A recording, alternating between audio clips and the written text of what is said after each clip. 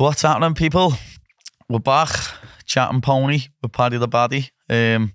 As I said, the last couple of weeks, gonna try and make it more regular, like I have in the past, and we're back again. We're pumping them out. So I've got a belter guest today. I've got Sonny Edwards. Introduce yourself, fella.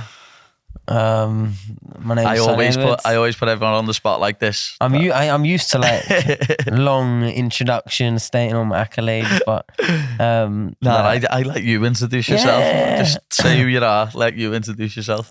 Sonny Edwards, 28 years old, 28 years of age, and I'm a boxer. Not in depth, no. Because what is everything else?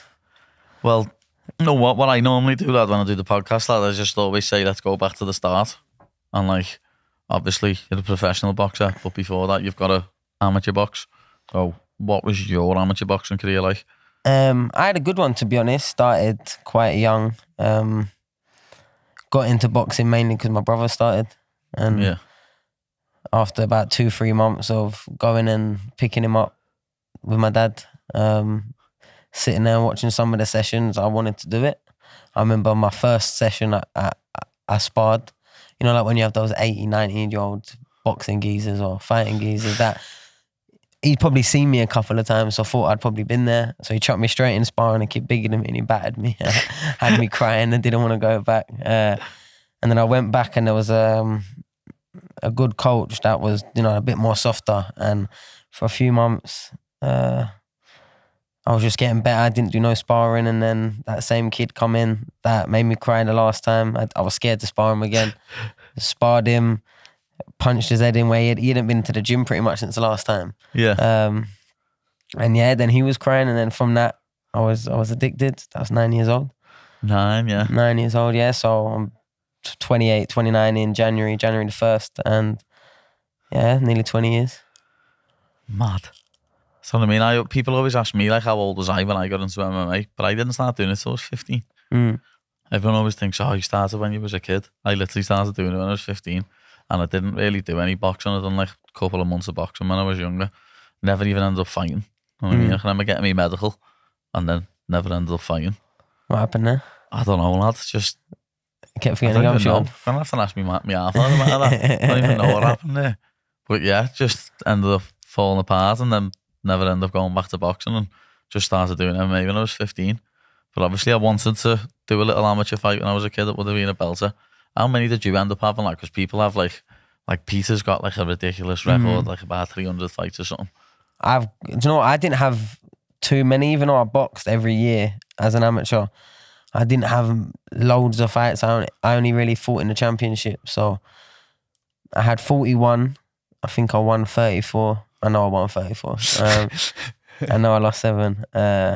Won 6 national titles, represented England, represented GB. But yeah, I didn't really box on, you know, when you have them club shows where it's just I didn't box on one of them from 14 years old, I think. So how come you didn't go choose like the team GB route? Like I got on GB after I won my ABA title. I was on the development team for 3 months, then got moved to the podium. And after about 2 months on there, I got off. I left. You just got off? Nah, because you know what it is, yeah? It's, you go on there and then they give you like a 3-month probation period to make sure it suits your life, make sure you fit in with the squad and everything else. And I had the 3-month probation, and just as that ended, I got put onto the podium, which is full time. So I was going every other weekend to go on Monday to Thursday every week. And then after about 2 months, I just stopped going. Was it you didn't like going there for the Monday to Friday? Is that what it was, or? There was a few things. I think one of the main things was the weight. They made you stay at 5% every day, even if you didn't have a fight. And I think it was just madness, to be honest. So I was you have to stay down 5% of your fight weight, and every single day that you woke up on GB, you had to get weighed at like 7 o'clock in the morning. And it was mad. It was like a prison camp, yeah. So for every week, I wasn't even fighting most of the time, yeah. I only had one tournament on there, and then the ABAs that I entered myself. But I'd be training, barely eating all through the day, and sitting in the sauna for an hour, like each night. just to make someone happy in the morning or away, and it didn't matter. Just to fit in on the squad. And I didn't really like, not that I didn't like the coaches, because I got on with a lot of them, but when it's their job, they don't really care about just you. It's not they're getting up in the morning and like your trainers, my trainers as a pro, you're a big part of their day. Now, when you're on the GB squad, they've got a boss. All the people that are holding your pads are getting told what to do by someone in a room at the beginning of the week or beginning of the month or whatever. And, they'll have their own relationships and their own favourites, I guess. And I just didn't really...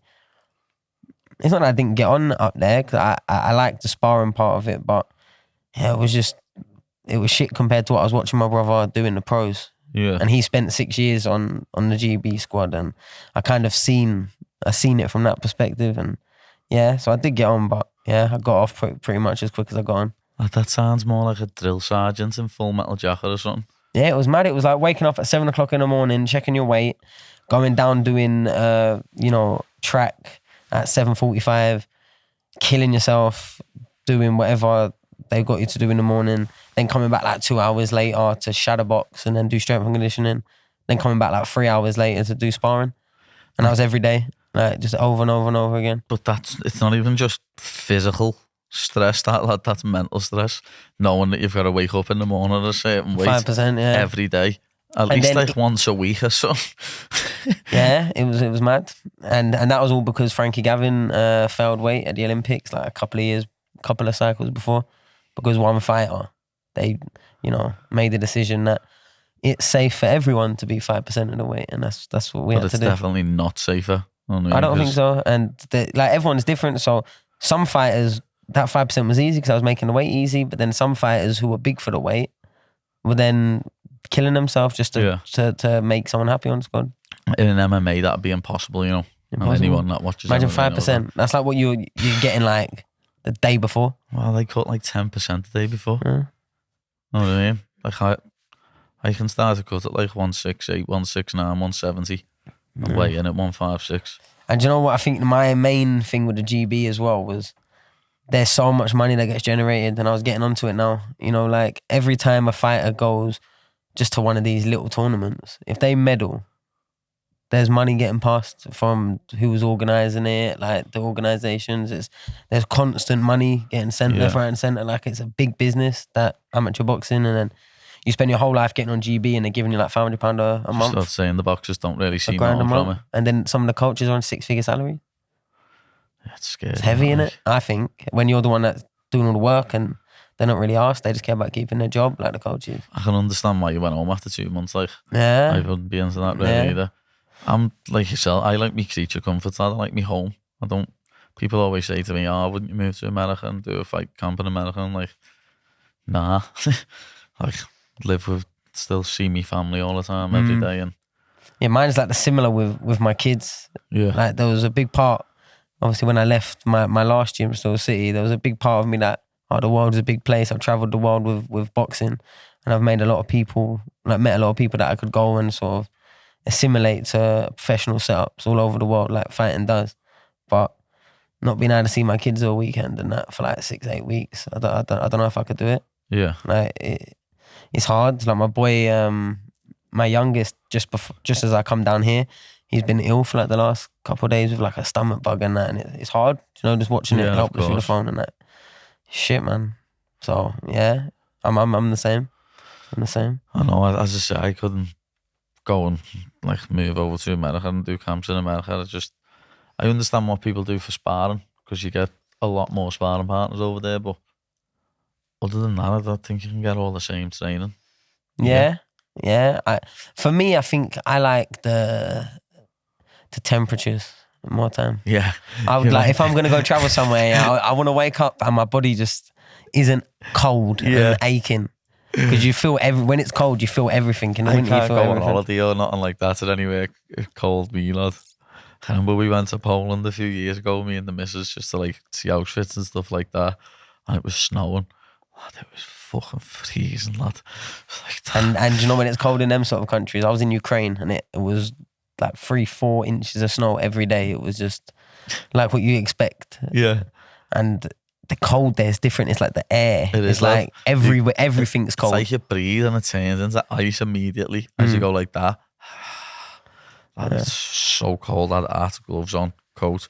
Yeah, we're happy when we go to San Diego, lad. It's normally warm in San Diego. Yeah, like I got back from Arizona. My last couple of fights were there. And it's going to a desert. People are like, you're not worrying about the heat. I'm there sunbathing to make weight. And I'm like, heat, I'm loving it. I'm on holiday. Like, You're not wrong, no. For me, it was 2 weeks of holiday, both times. As I say, when I go to the gym, lad, and it's freezing cold, I'm like, I don't know whether I want to throw any kicks here. Your body hurts, innit? Lad, when you kick people though, and like you catch someone's knee or an elbow, and it's freezing cold, lad, and your toe, put your foot back down and go, lad, in the cold, I'm half scared to throw teeps and that. It's heavy.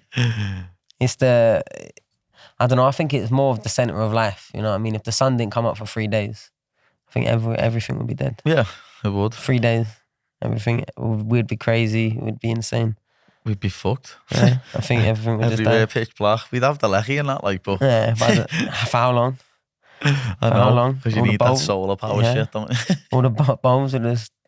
Like I'm like grade 10 conspiracy theory, so... Yeah.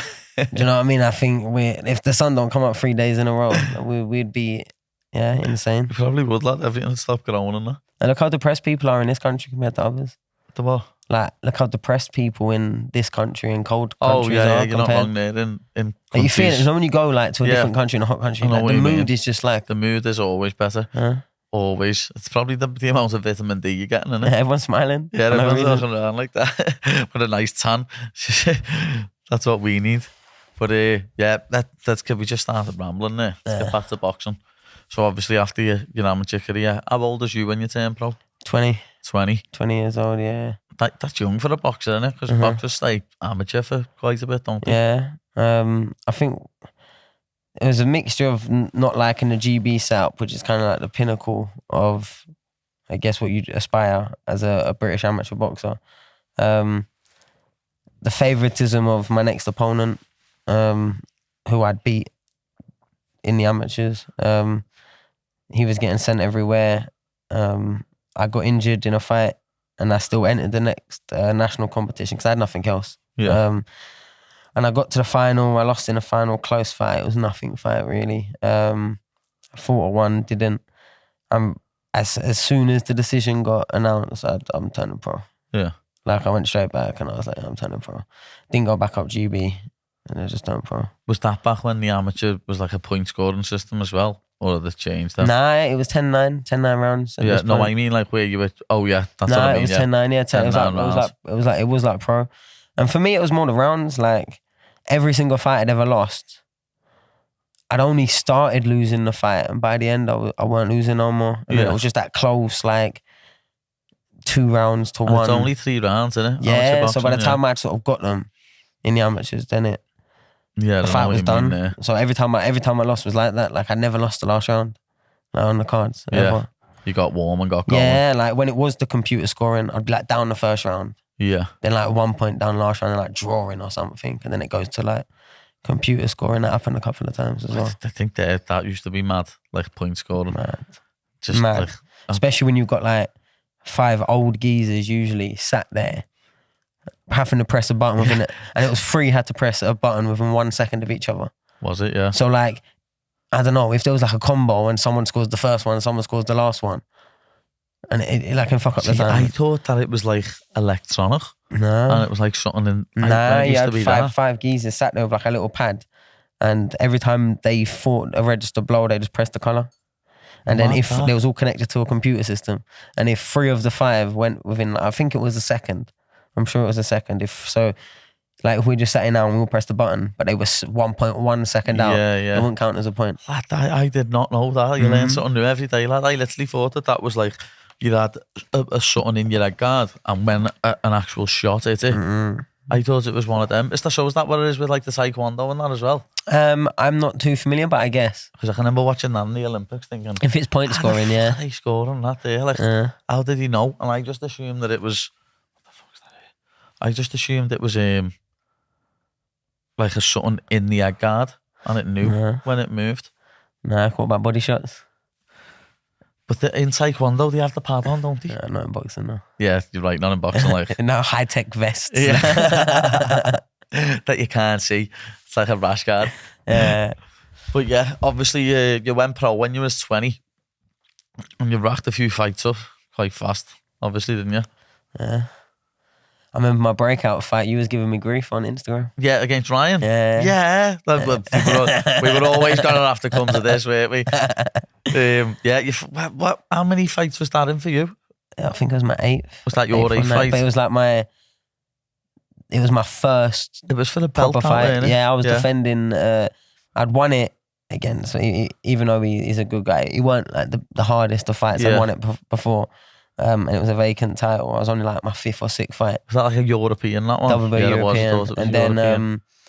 Then Ryan was like my first TV fight on Box Nation, headline the show. But yeah, before that, no one would fight me. I was just like calling everyone out because at this time I was earning £1,000 a round. But if I couldn't get no one to fight me, it was gonna stay £1,000 a round. You know what I mean? You know, when you're just fighting like random kids, it was just staying in that. And then the fight with Ryan, I had my first son 2-3 months later, so it really came at the right perfect time. Yeah, that was like my breakout fight. That was. Yeah, I can remember me and Chris used to hate you, lad. Yeah, it's hilarious. Yeah, it's hilarious now. Like, but lad, I can remember you and Ryan having back and forth and just thinking, cheeky little cunts. Hey, is he giving shit like this, lad? Little wool. And you know what is mad though? It's mad. Because with me, with the boxing, like even when like Chris and that was giving me stick, like I love all that, especially like coming up as well.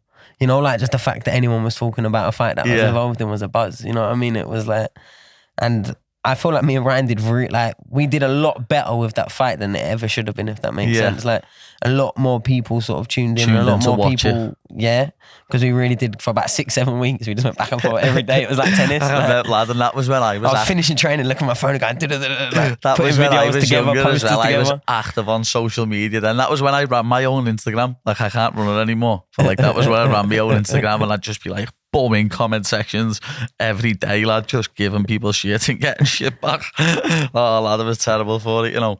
That's why I had to just take a step back from that Instagram, lad, and just... Because you know why, because even though you're buzzing off it, sometimes you sit there and think, fucking, I've been sat here just arguing with dickheads for like 2 hours. I'm terrible for that. That's what I mean. And you sat there and you realise, hold on, like people have been trying to speak to me and I'm going, and you're just, and you're just like, how much energy am I giving to my phone right now? Lad, and I'm sat here in a room with people that... And I've done that, lad, like last year or 2 years ago or something, when I've been reading things, maybe I go, what are you doing? Know what I mean? I'm here and you're just looking at your phone. It gets to the point, someone will be next to you. And you'll be like an hour into like a proper back and forth. They don't even realise. Yeah. And then they've seen it and they're like, I've just been sat here, you're acting normal. You're like, doing that. And it's like, but to you, it's just like a phone down. Yeah, back to then quick up again for the next one. See, I don't even have like, I never used to either have notifications on, lad. Because if I do, it's a killer. You can't. I wouldn't be off the phone. No, it's a killer. I'd just be sitting there arguing with people. Everyone thinks I'm proper ignorant, I think. You know, because like I've got this thing where at certain times I'll just get off my phone. Yeah. I might be playing PlayStation or I'll just be chilling, whatever. But I just won't touch it for anything unless it's like really important. Yeah. And not many people can call through this. But then say when I fall asleep and wake up, I'm really bad at then going back. You know, like, so say for like the last 10 hours I've been off the radar. Now, if you didn't like catch me like as soon as I got back on my phone, you'll probably have to get me again. Yeah. And I'm not meaning to ignore you, but if I go on to find your message, there's probably another like 50 I got to find. And then it's like I'm sat here just replying to messages. See, my missus is like that, lad. On my missus' WhatsApp, if she like goes back and no one says the number of chats, it's like 143 or something. Where she's just, obviously because of the twins now, lad, she has hardly got any time to message anyone back, but she messages about 3 people, lad, me. And then they see you post on Instagram or like something. Yeah, like the two little minutes you had on your own. And yeah, like, me and her mum. Know what I mean? That's the art about the only people, and ARL, the only people she messages, lad, I swear. She doesn't have time to. It gets harder as you get older, doesn't it? Yeah, it does. But on my WhatsApp, lad, every day, I'm just, boom, I try and get back to it. All my WhatsApps. But obviously, people must think I'm ignorant on Instagram and that. Because, as I say, I don't run it, lad. And they probably think, oh, he doesn't even message people back, blah, blah. But as I say, I don't run it. You know what I mean? It's not. It is, do you know what though, yeah? If it's to, like, done on to a good level, like, and say when you get to like, I don't know, top skim of combat, it should be done at quite a good level. Yeah. It's a full-time job. It is.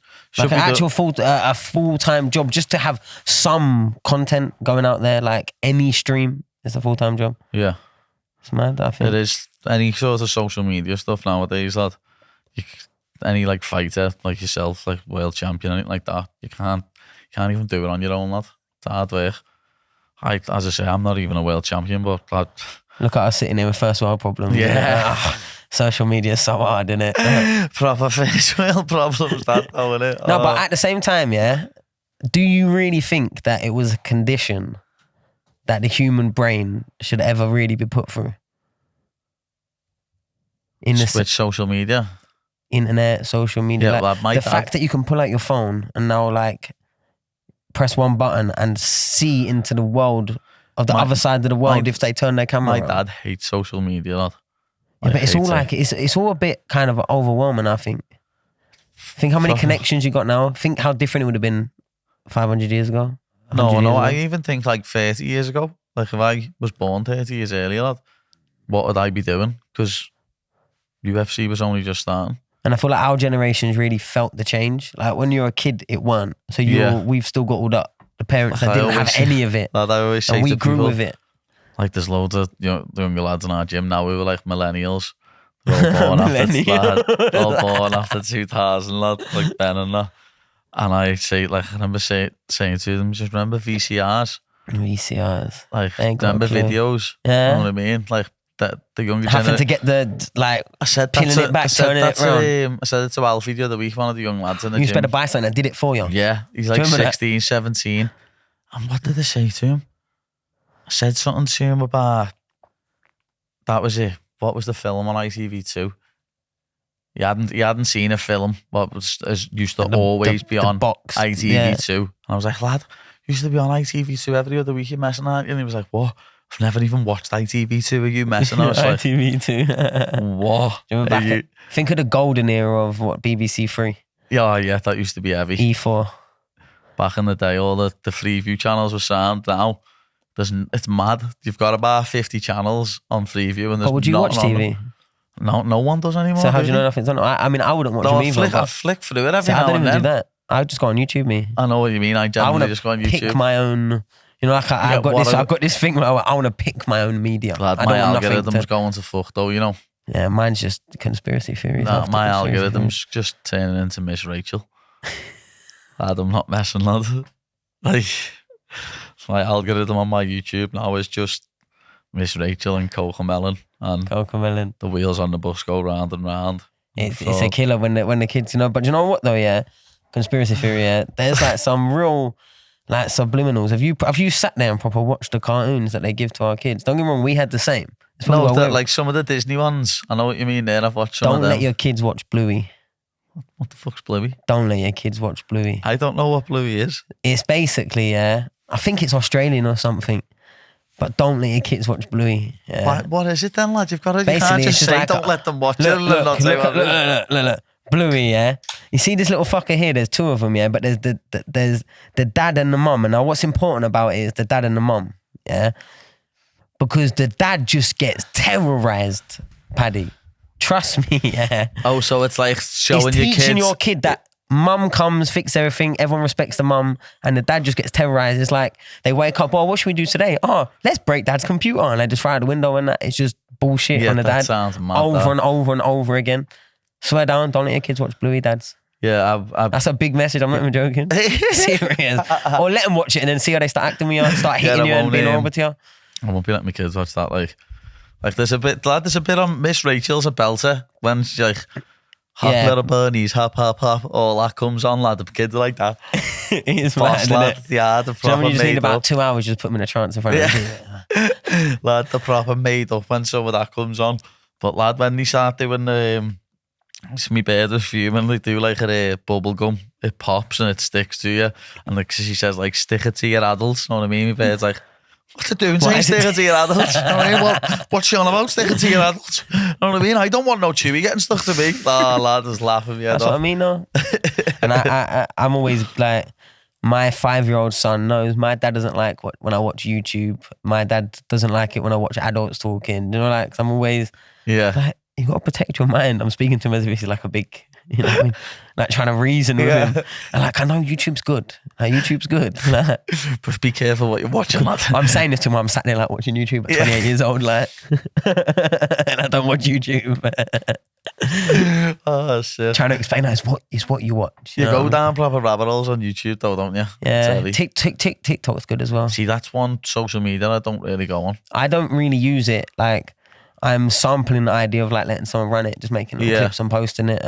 Just because I've never been a really video understand creator. it, lad. That's what someone does with mine. The only one I understand is it's like reels, basically. Yeah, the only one I understand is Insta, and then obviously Twitter. Yeah, it's very similar, but for searching, you can find some good stuff on there. Yeah, you can find some good like conspiracy stuff, like even I don't know, anti-big pharma stuff, you know, like people that have spent their whole life like, and now they want to make a TikTok and be like, you know, like a voice of this, you know what I mean? I know what you mean. You can get some, obviously loads of people are going to be full of shit, but it's the world. The thing with internet. Loads of them, lad, loads of the conspiracy theories are loads of shit, and some of them have actually got some truth to them, you know what I mean? Yeah, I think it depends which ones.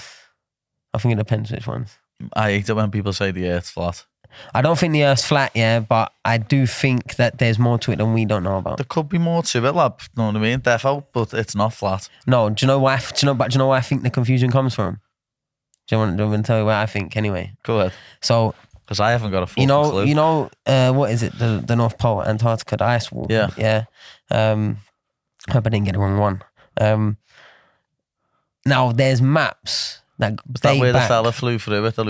But there's maps that date back years and years of where people discovered that land, and one, it wasn't frozen, it was habitable, right? We learn about Ice Age. It's trivialized by the Ice Age, you know, the movie that the kids watch, In modern day times, they're finding frozen animals with their food not digested. So whatever froze them had to have frozen dead fast instantly. Yeah. And that's seemingly like a power or something that we don't understand. I believe what causes the flat earth confusion is the maps that have shown land masses further past what we now see on our globe.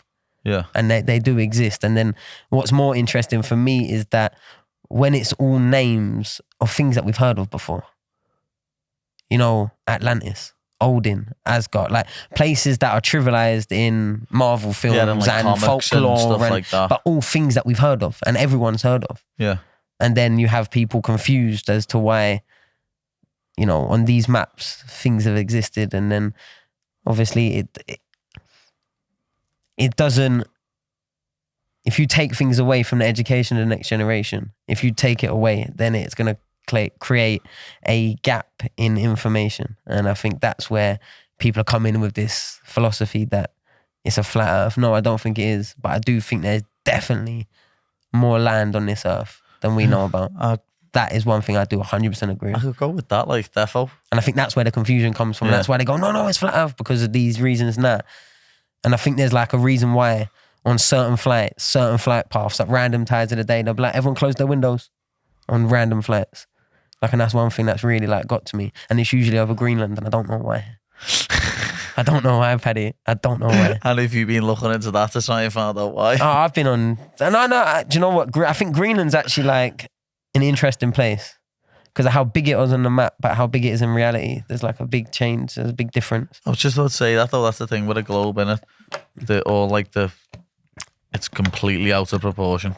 It's done to nautical scale. Yeah. It's done to nautical scale. So it's done so like everything aligns. Yeah, so like some of the continents are bigger and some are smaller than they actually are. But then obviously conspiracy theory would just say, oh no, that's done to sort of hide the size of certain... flat earth. I wouldn't say the flat earth. I don't think we're a perfect sphere, but that'd probably be very hard for the earth to be like a perfect round ball. I'll be honest, I'm not too much into science to go into that. I wouldn't really want to make myself look stupid for anyone watching. Oh, but how big are we actually? Like, how big are we actually? Like, we think that, you know, we are the universe, really. Like, people do. I think you've got to be stupid to think that we're the only living organism in like the... We act like it on this earth. And if we had the ability to, we'd probably act like it if there is a further place. Because in our solar system, we definitely are, aren't we? There's nothing else fucking living in our solar system. I disagree. I think it would almost be impossible for nothing. That's why I'm thinking it's... Because on this earth, there's dogs, there's cats, there's birds, there's like reptiles. little organisms and little bits of life. You know what I mean? But like, there's definitely another intelligent life form out there because the amount of planets what's out there in the fucking Milky Way and that. But I don't reckon there's definitely nothing in our solar system what's like an intelligent life form. I'll be real. I think where humans put our consciousness and where we think we put our like importance in the whole, like we are just, I don't know, slightly bigger ants, in my opinion. Think about it. No, I get what you're saying. Imagine the world instead of it's the apple that the ants pick apart and take to their colony. Like we started and then we've multiplied, and we've basically fucked up the world as much as we physically can. And we're looking for ways to probably go out further and fuck up the rest of the universe as well. Have you seen the end of Men in Black? I've seen years ago Men in Black. Where like at the end it zooms out on the earth and it's like aliens playing marbles. and that whole idea that maybe we are just a very, very, very small part of something much bigger, that could be true as well. Do you watch Rick and Morty? Because I do. Yeah. Well, I used to before they cancelled it. Yeah, and I used to watch like the first 4 or 5 Conspiracy series. Theory. Did they cancel now? I don't know the full allegations of the case, so I don't want to. I don't even really know what he did. Yeah, shame I don't. So I don't want to get into it. But my question is, did they just cancel him because he was like hitting some real truths and some real social commentaries in the art? So they made him. I don't know. I always get them big question marks because usually if anyone's got enough friends, they can do anything mad behind the scenes and it gets covered up. You know what I mean? Yeah. As we're finding out. Like Cosby and all that. P. Diddy, like we're finding out right now, like all the things that now was coming out that everyone's known for years and has been referenced in pop culture for, like think how many things have been referenced. And like we've seen all these viral clips of all these song lyrics and all these movie quotes and Diddy chasing people down. Diddy is a mermaid, isn't it? Have you not seen the movie where Diddy's like chasing someone down in the, it's mad. Like, it's mental, but imagine on the other side of that, all these people know exactly what he's doing, but they're still putting this stuff in a film. Do you know what I mean? 50 Cent's been going in on him for years. Michael Jackson definitely didn't touch no kids as well. That's another one of mine. He didn't touch no kids? Nah, I don't. I wouldn't for a second think so. Because one of the angles of what he was trying to speak about and the targets that he directed sort of public attention to and what they were doing, I don't know. I think if he was touching kids, we wouldn't have known about it. The fact that there was all these allegations that never had no real concrete proof or evidence and was debunked. As a kid though. Don't get me wrong. I think with Michael Jackson, I think anyone that's taken out of innocence from 4 or 5 years old, being abused, they're always going to be head fucked. He's going to spend his whole life, and bear in mind how much success he had as well. Just like fighters, I actually call this the Michael Jackson syndrome. Do you know when fighters, they're a very good fighter, very young, and then they spend their whole life growing up as like this kind of star kid of the family, and then all of a sudden they turn pro and they're making loads of money, and then like they never really grow up because they're doing the same thing every single day that they were doing at 9-10 years old.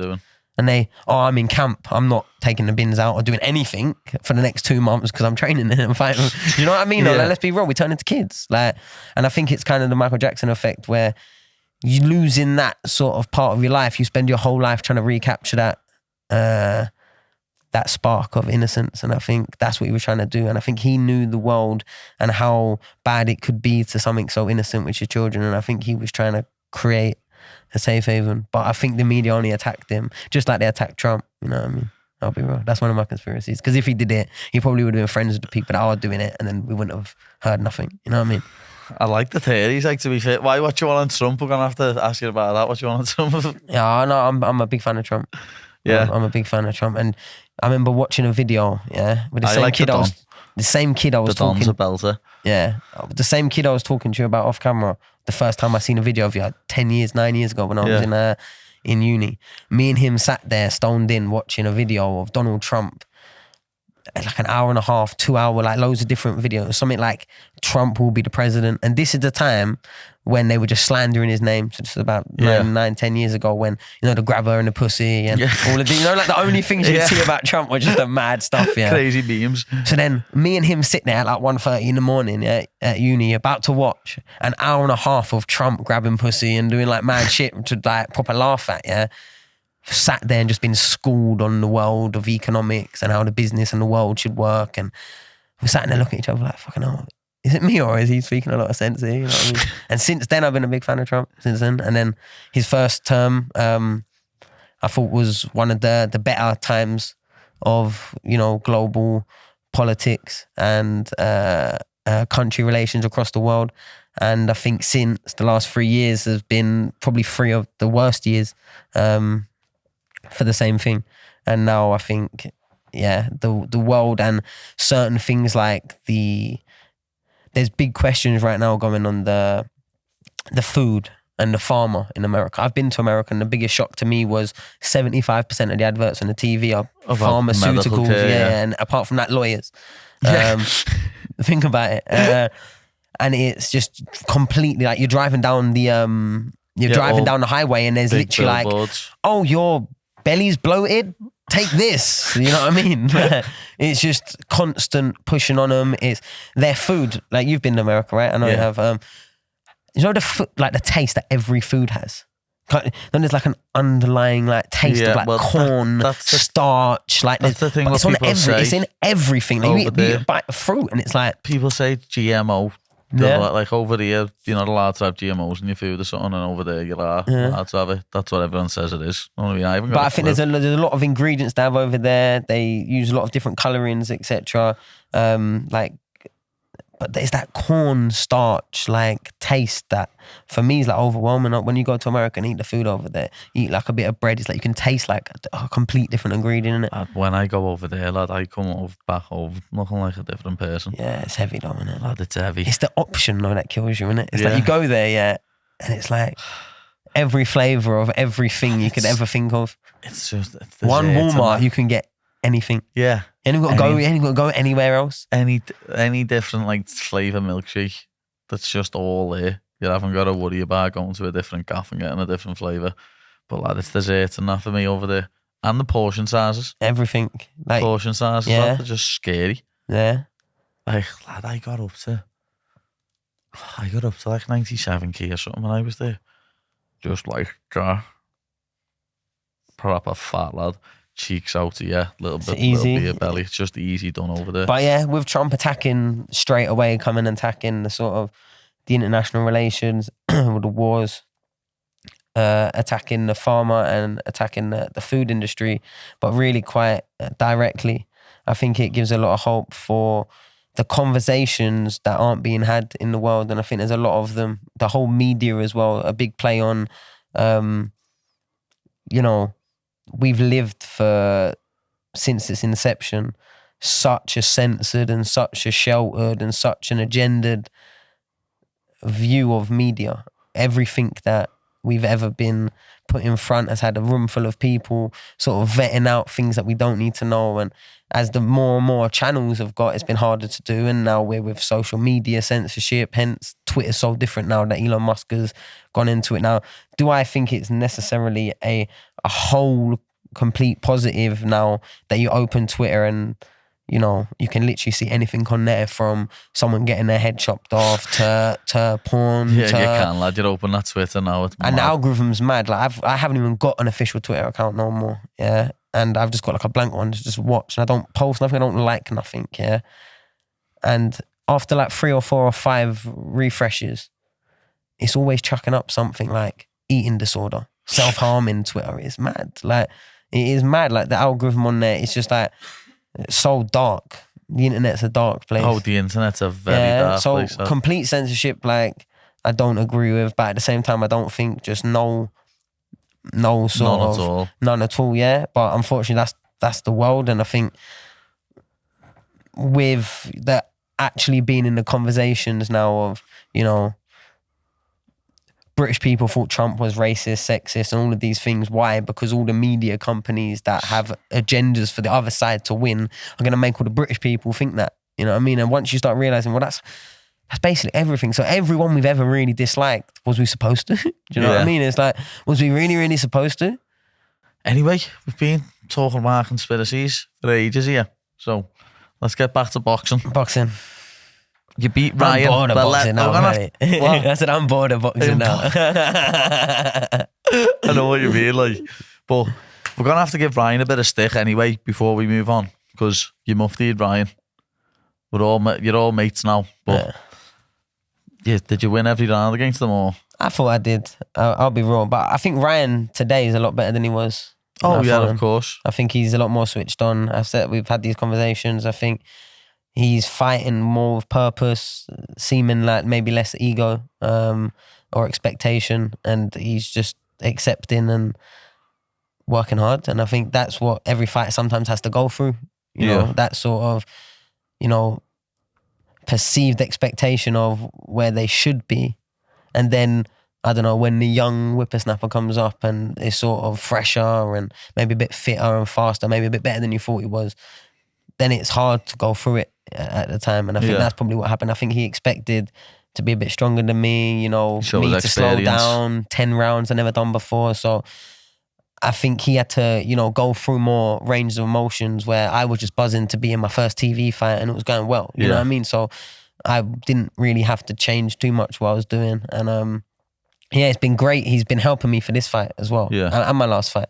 We've been doing a lot of sparring, and it's great work. And it's mad that obviously I'm training Long Ray, who was like my breakout fight, and Chris, who was his long-term friend and who I'd met only because of Ryan previous. Now he's training me for my next fight, but the world works in funny ways. Yeah, it does.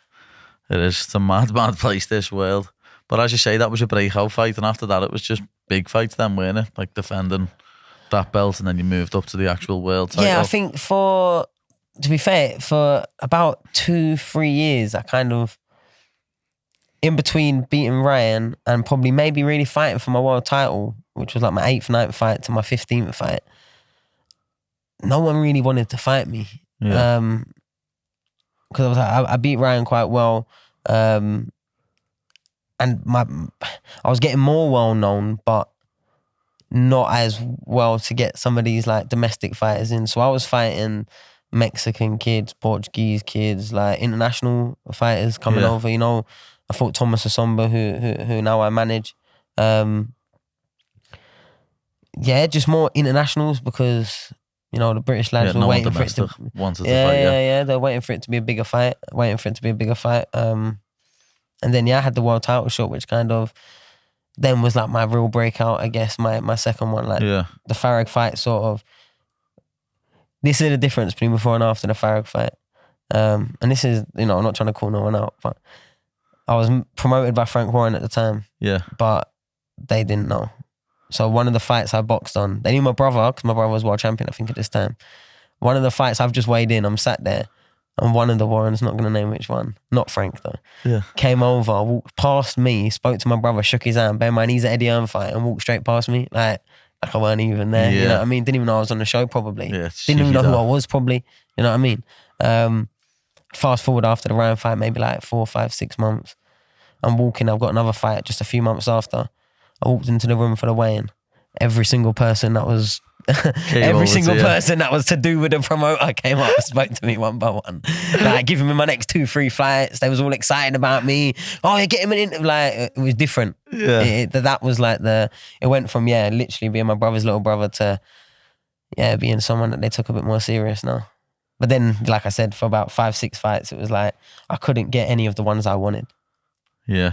So, know what though? Some of the fights that you probably took internationals are probably tougher than most of the domestic fights that you. And that's why I wanted. That's why I wanted the domestic ones, because physically they probably weren't as tough, and credit you get a lot more of, just because you're fighting someone that people can understand the language when they speak. Yeah, you know what I mean? It's mad, isn't it? It's like, mad. I can't understand him. He must not be able to fight very much. You know what I mean? It's mad, like what the general public, how they look at a fight. If they see 2 names that they know or even one they just heard of before, now it's a name they know. That fight means more, is a bigger fight, is a better fight. The win's more credit when he might not even be nowhere near as good as these other 5 fighters that I fought. Yeah, that's funny. That's what people think about me. You know what I mean? You get a lot more credit than how good I am, and then they get a shock when you get in there. Mm. Like, that's what it's like with this next person. I reckon I'll be fighting Moicano. People just want to see the fight because, as you say, it was like you and Ryan. We go back and forth a little bit. We have a laugh with each other. Know what I mean? It's not boring. Do you know why? It's because it's always more interesting. Yeah. If you know both the fighters, like as a fan, already that fight to you is interesting because it's 2 people that you've seen before fighting each other. Now them 2 people are actually giving you stuff to check up on or update on, and there's a video going about, or they, you know, you're seeing their personalities clash at the press conference or ringside or something. All of a sudden it gives, you know, the fans the breakout of their life, the insight of what it must be like, you know, being a boxer and being a fighter, that every single day. And I think, you know, it's unfortunately expected of us that if we don't do nothing, it don't matter that we've just spent 8 weeks, 10 weeks beasting ourselves in the gym. If we ain't been doing this big song, show and dance, we'll be walking into the whatever the next, you know, gathering of the promotion is, and I'll be going, oh, why aren't you selling? Why are you feeling all right? Why do you know, why aren't you frying tables and like... You just can't be fake though, can you? I hate it when people put it like... People have to drag it out, you know? And when they do it...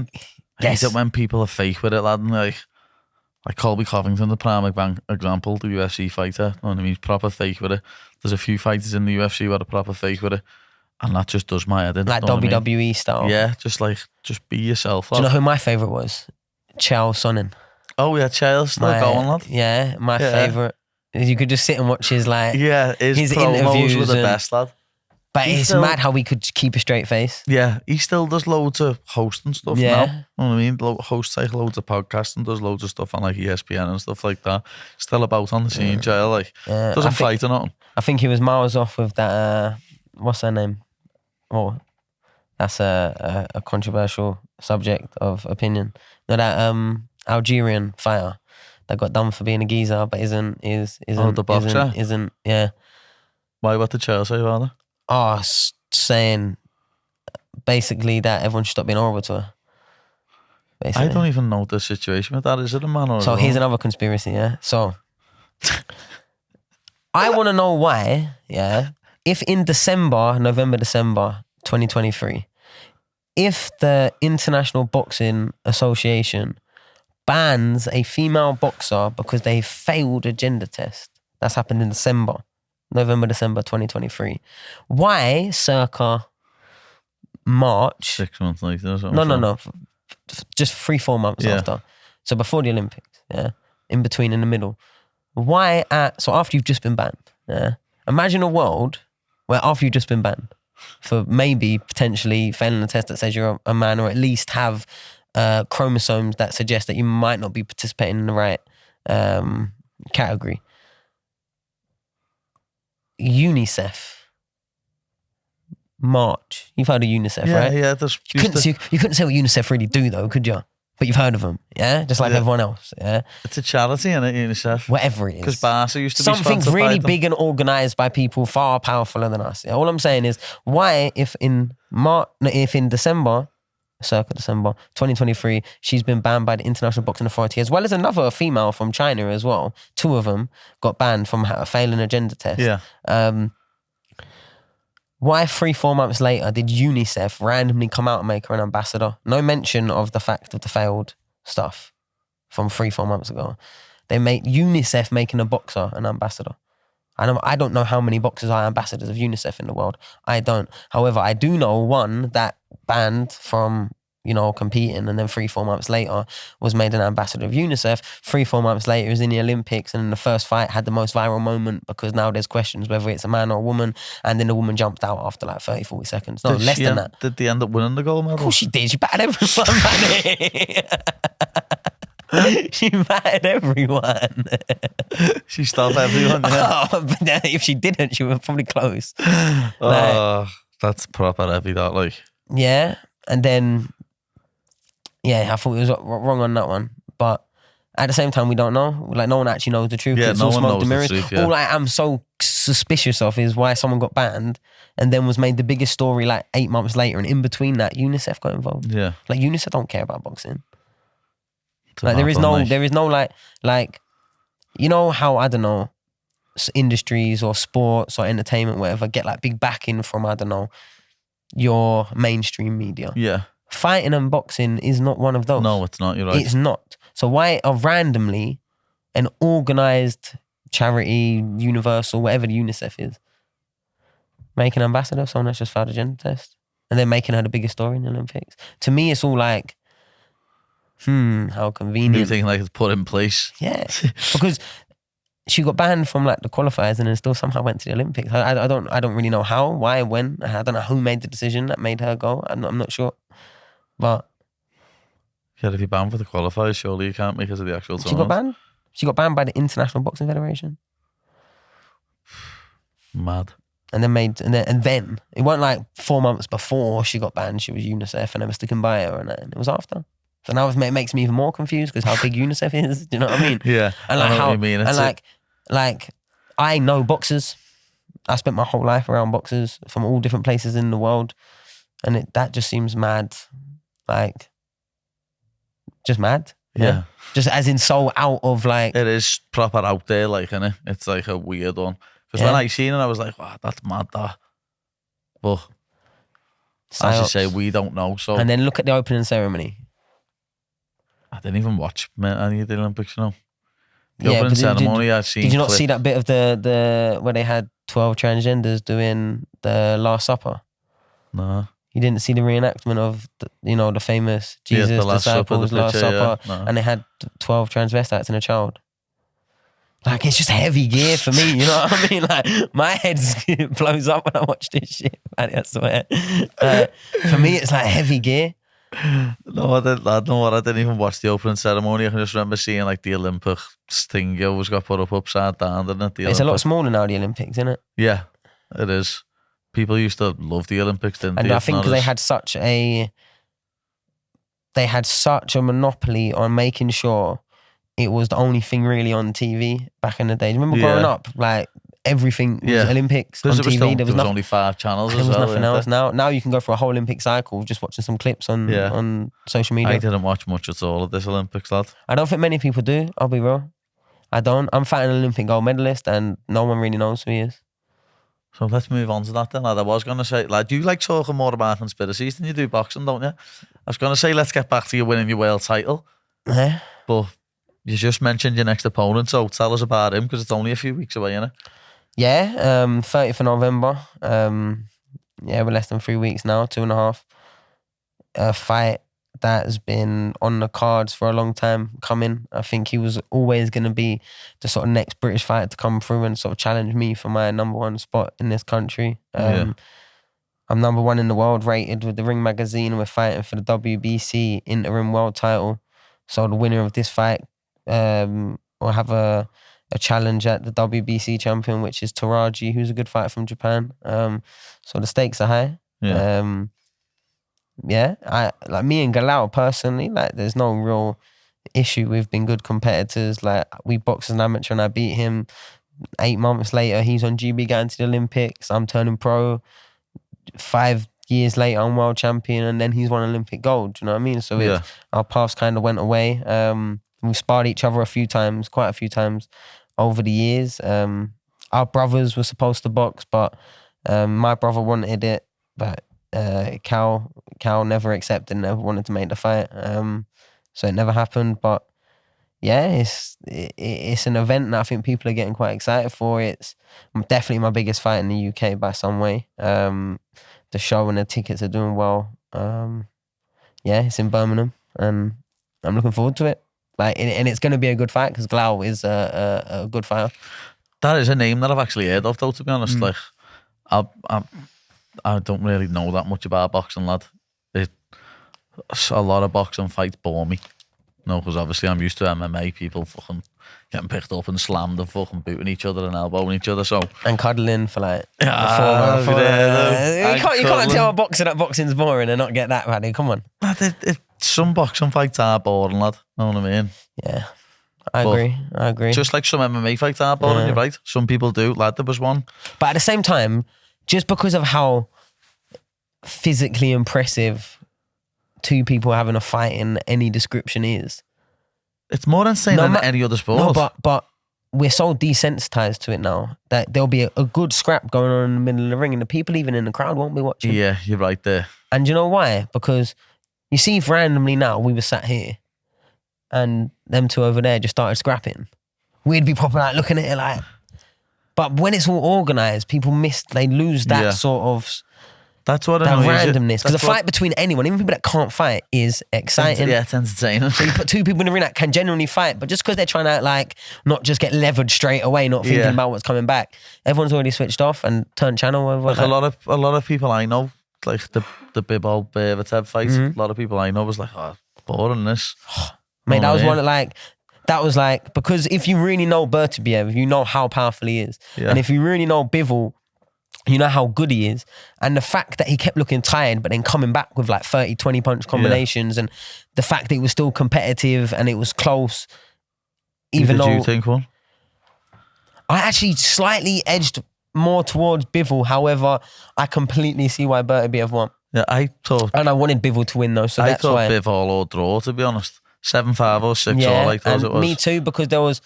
The rounds that Berbatov won... He won quite clear, but he didn't really impose that many times. Till later on, he did that like 4 or 5 rounds. He won like the last 4, and Bivol won like the first 4.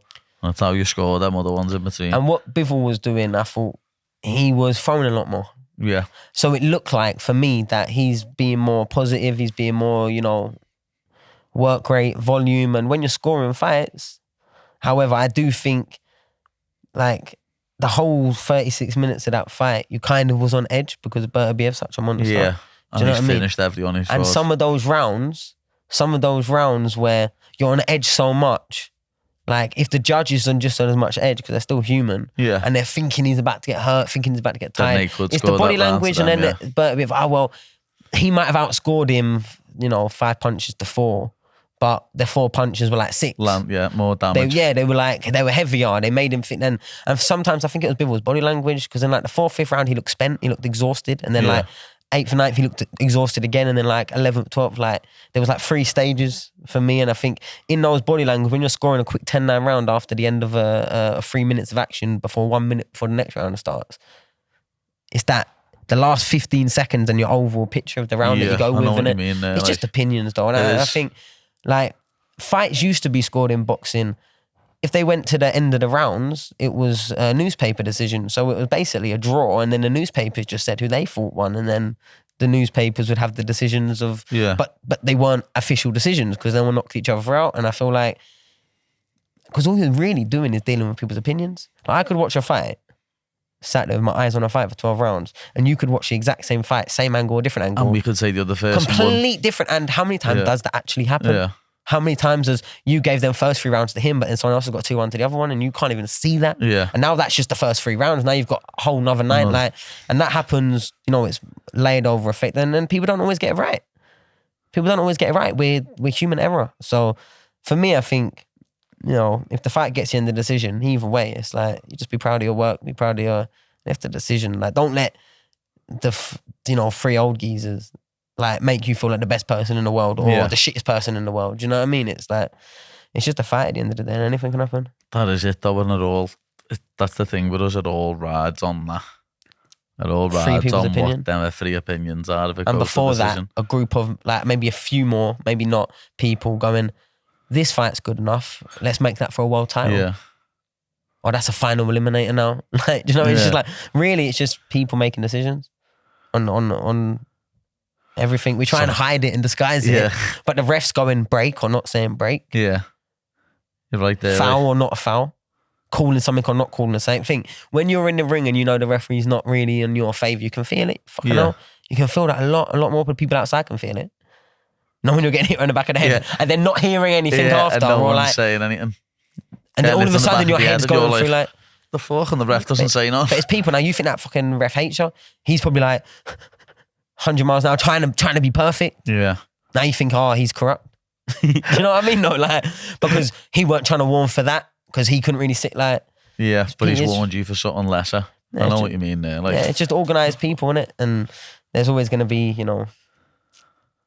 there's going to be some discrepancy on the quality or even like the agendas, because there's always going to be a bit of favouritism. You can't help it, no matter what. Like, if you like someone more than you like someone else, you're gonna. It's an opinion. Yeah. Like, I'm watching a fight, I might just prefer the way he boxes more. Yeah. Some people prefer, don't they, being on the back foot, catching people with jabs, long shots. Other people prefer it when you're walking them down, walking forward. One of them judges in the Bivol-Berbatov fight must have liked it like that, because that was why the scorecard was so wide to Berbatov, because he must have liked it when you walk forward and fucking throw punches. Yeah, it like on that scorecard, it almost seemed like just the fact that Bivol was backing up more, he lost the round, regardless of the punches. I think it was Berbatov only landed 25 more punches than Bivol, but he threw double the amount of punches. Know what I mean? Yeah. That's a lot of fucking punches, that, mate. I wouldn't have no arms left, lad, throwing like 1,000 punches. Did you see all the crack with his missus as well before? Oh, she's a piece of shit, eh? And I can't lie, like, my whole adult life, especially as sort of making any sort of name in boxing for myself, anyone that I'm speaking can't have no, like, public image, profile, persona. Paddy, I don't think I could live with that. What, like the way his missus was like because she was like half trying to be like on modelling and being like an influencer and being all of this, So the moment that things go like bad, no matter what the truth and the truth isn't, it's sprayed all over the build up to your biggest fight night of your life. Made 10 times and worse. you've got your kid's mum saying that your kid's on team with your opponent, and like, I don't know, that was heavy gear. Man. Piece of shit, yeah. Yeah, I think. Yeah. What's that saying? Hell knows no wrath like a woman scorned. Like a woman scorned, That must have been heavy to go through for people, that, I'll be wrong. Yeah, it must have been heavy. You're expert, just chatting shit. Like pure? Yeah. Like pure, by your injuries and weaknesses? Yeah, putting all videos up about it and then putting a celebration video up when you've been beat. Proper horrible gear that, she's a piece of shit. But let's get back to you, lad. We keep going off subject. Fucking... You're training up here now. That's obviously what I wanted to get onto. You're training up here now with Chris. I've done a few little sessions with you when I'm in the gym. Lad, it's mad, we're going to the no-name gym with Chris and Sonny and that, and I feel like a giant. You've got Chris, you've got Sonny, you've got Ryan, you've got Don. Everyone's under 5'7". Lad, everyone's like 5'6", 5'5" or under, lad, and I'm just towering over everyone like, what the fuck's going on here? I used to be the smallest in every gym I walked in. Now I'm the biggest in here. I'm just looking around like, what the fuck? Swear, it's mad. Got a gym full of midgets, but thank God though, there's enough space then. Yeah, I know. If they were all my size, I wouldn't have enough space. Need to get somewhere bigger. But yeah, you're training up here, lad, in Liverpool. What's it like, lad? How's it enjoying living up here? Yeah, I've been enjoying it. I've been spending Monday to Friday going home seeing my kids on the weekend, so I've liked that. Yeah, nice. Yeah, I feel like anywhere in the UK, I've because of boxing and fighting, and I've always usually got like friends, but with Chris, I think, because I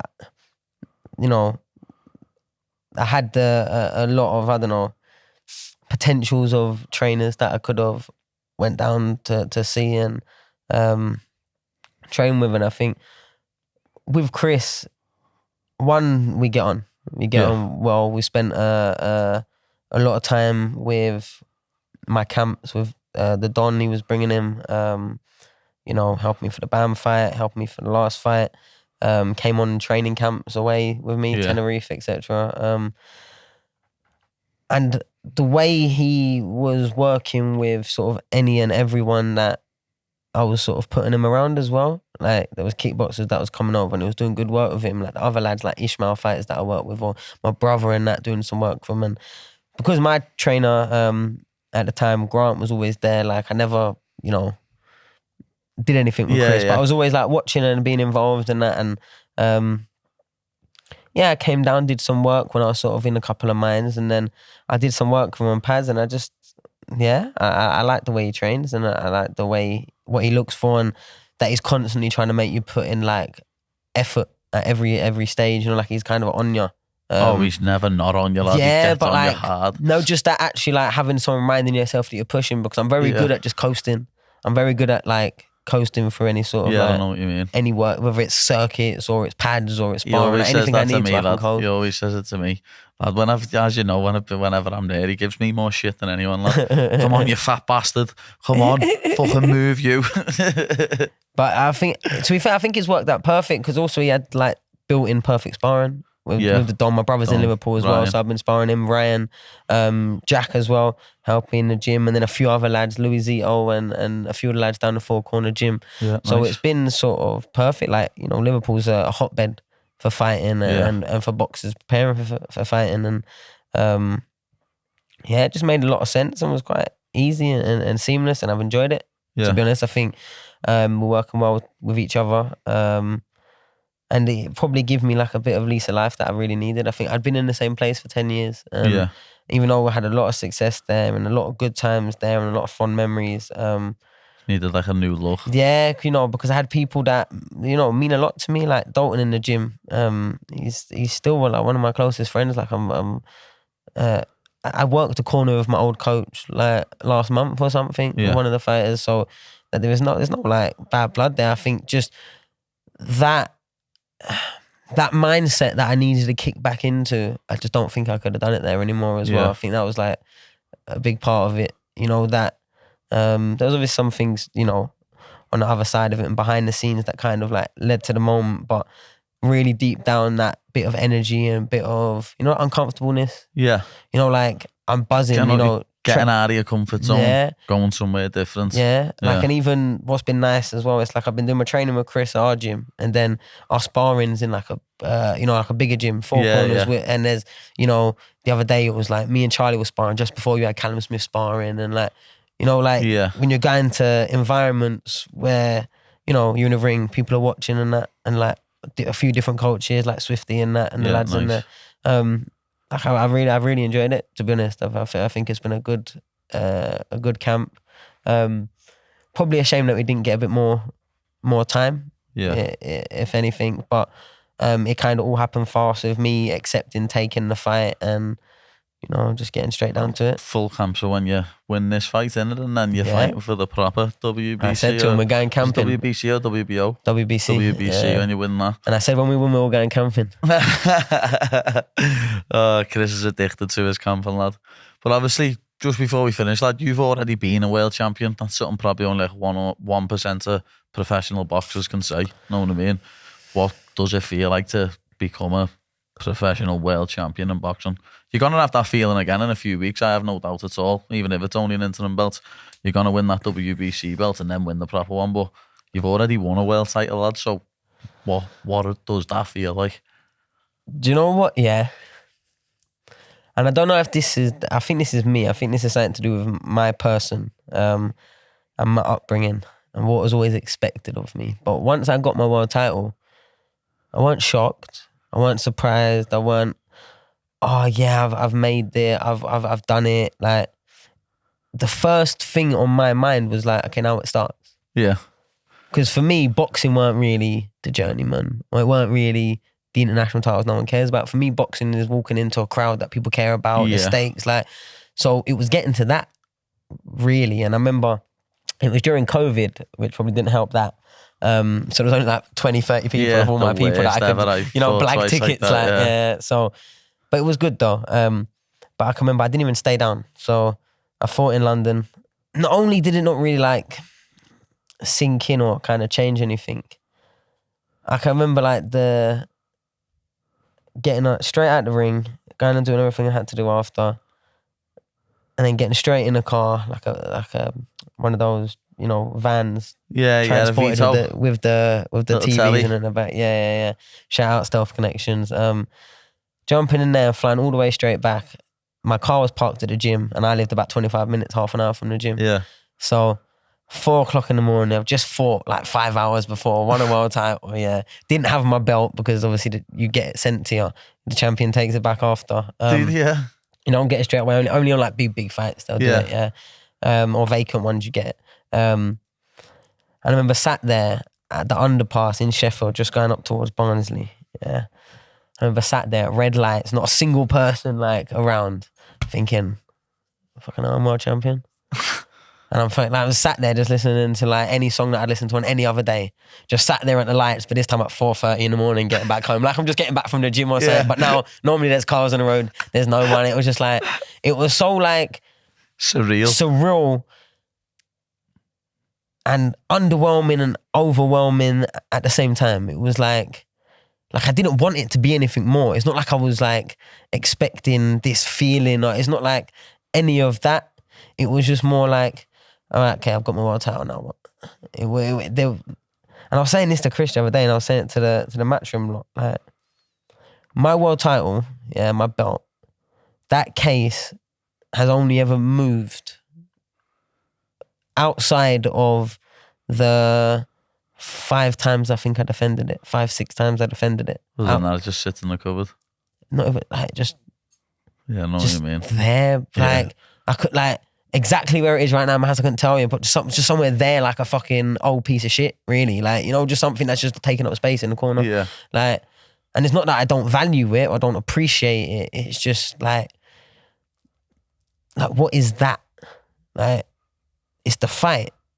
That's the glory. It's the challenges. It's the 20 years of hard work. It's the, like, what's the trinket? I've go down another floor. I've got 7 titles that all look like world titles, but they're just not. Yeah. Put them next to each other. And you wouldn't even be able to tell the difference to the naked, untrained eye. Do you know what I mean? So what is that? And now, don't get me wrong. I like being perceived as the best at what I do in the world. I like that. But I'm the number 1 in my weight by the ring ratings. I've got no belt. There's 3 or 4 champions at my weight. It doesn't make sense. So what does it mean? And none of them will earn the money that they'll fight anyone else in the fight in the world at our weight than fighting me. So it's like... What ranking's the fella who's got that WBC belt that you're fighting for the internet? So he came up from the light flyweight as champion, and then he just won it like last month against former champion Rosales in Brother Beat. So he's... coming in the top 5 or something. Yeah, I'm hoping that he's like 3 or 2, because then we can fight for the Ring magazine. That would be sound. Yeah. Like it's more of like a collection. You want to get the collection of belts? But that's all it is, really. Yeah. It's like you win it, and then okay, boom, okay, I've got that now, and now I want 1 of each, and I want 1 of the Ring. That would be nice. Yeah. So that's what. So you've got the IBF, WBC's next, and you can take the rest of them after that. Yeah, and I think it WBO, WBA. Yeah, WBO, WBA, and IBF. Yeah, you've already had that one. Yeah. Get that one back. But yeah, but as far as like feeling goes, it's, I don't know. I feel like the biggest difference is how everyone treats you rather than how you feel yourself. Oh yeah, it is. Yeah, definitely. People are different with you. Then it starts getting a bit annoying because it's like, hold on, you weren't feeling me like this 6 months ago? Yeah, a couple of months ago. Do you know what I mean? You weren't as like ringing me up and make it like, oh yeah, do you know what? Let's go. Like, you weren't as much. So I don't know. I kind of like become a hermit at the same time. It's a good and a bad thing, I think. You know what I mean? It is. Yeah. But that's all we've got time for. We've run out of time there. We've rambled on a few times, but that was a belter. About 45 minutes getting cut out of that one. Shout out any sponsors, anyone you want to thank, anything like that, lad. Give them a shout. Just shout out to all the supporters. I've got a few people that support my career, behind the scenes, so they know who they are. Make sure you download Undisputed, the boxing game. I'll give that a quick plug. Yeah, you're on that? Yeah. I was involved in the. Oh, was you? Undisputed? Is there like a new EA game? Well, it's not EA. It's still City Interactive. So it was like a small development company that grown, and now and he's made a boxing game. Belted that first boxing game for years. I've been wanting a boxing game for a long time. It's got Tyson Fury. It's got Canelo on it. Muhammad Ali. It's got Usyk. It's got the last decent one was Fight Night Champion. Yeah, a long time ago. Yeah, a long time ago. Where you started in jail. It was the career mode. And then your lot monopolised it, didn't it? Who? At UFC. Oh yeah, no. EA and UFC got one conversation, and then boxing just forgot about. We never thought about. Do you know what's more exciting? Don't do you know what I think it was, Paddy? Yeah. Do you know what I think it was? I think it's when you can have a conversation with one person and get the whole roster that anyone cares about. Oh yeah, that UFC's got rather than then you ain't got to worry about anything else. Paying them. So it makes it a lot easier to have one conversation and roll the whole sport. So thanks on for watching the film. Big shout out Under Armour. See you next week.